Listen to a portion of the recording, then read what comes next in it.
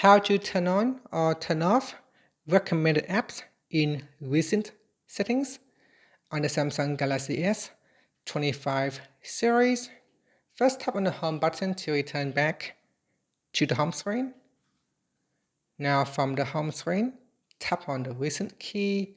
If you are using the swipe gesture navigation bar, then you can swipe up and hold.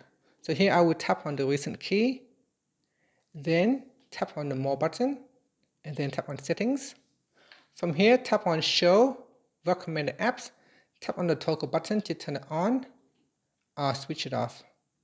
And if you turn on show recommended apps, you can see that if I go to my recent screen, it will show the recommended apps down here.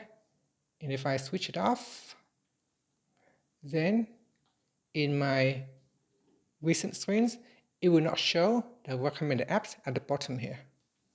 So I will turn it on because I like to use them. And that's it. Finally, you can tap on the home button to go back to the home screen. And that's it. Thank you for watching this video. Please like and subscribe to my channel for more videos.